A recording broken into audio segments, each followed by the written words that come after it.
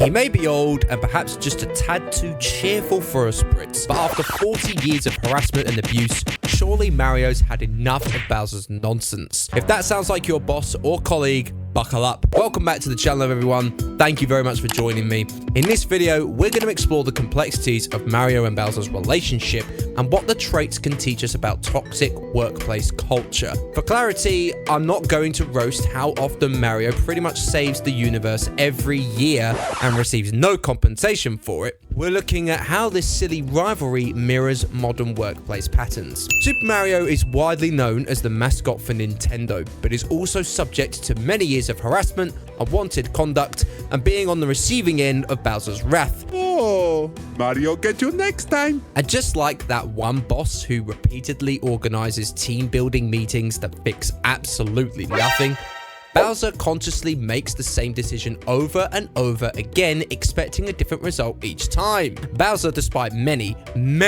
thwarted attempts, continues to push the same strategy by kidnapping Princess Peach, hoping it will help him achieve his goals, which at this point may just be to marry the woman.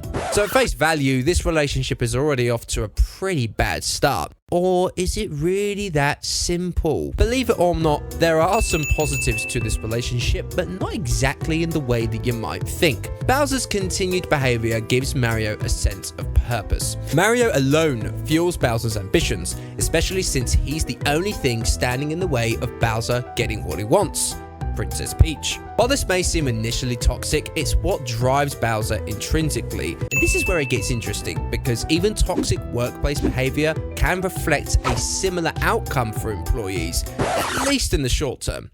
Essentially, Bowser behaviors of the office would be micromanagement, repeated misconduct from a manager, or even favoritism. However, a boss who may seem toxic or misguided may intrinsically motivate employees in an odd way, and HR employees are a great example of this.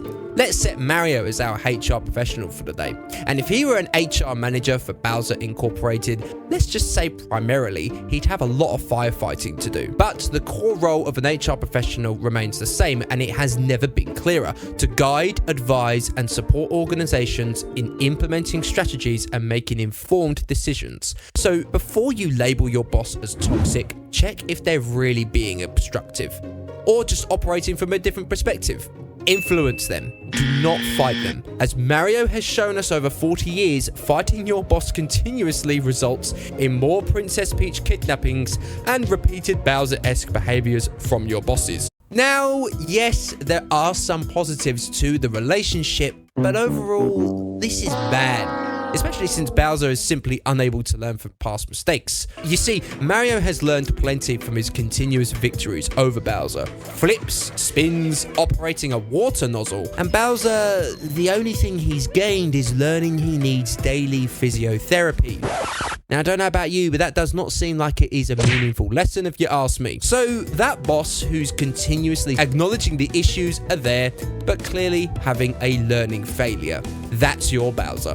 Yeah, organizations must learn from their mistakes. And yes, I say it all the time, but a one-size-fits-all approach is just poor thinking. I mean, it's 2025, man. Well, you know, unless it's overthrowing Bowser as Princess Peach's husband. In reality, when an organization insists on repeating failed strategies, it breeds employee disengagement and erodes trust in leadership. Let's face it, people resist change, and none more so than Bowser apparently. And even when Mario drops in to give Bowser the good graph for like the gajillionth time, the message remains a complete miss. Simply put, kicking Bowser's behind is clearly not working well at all.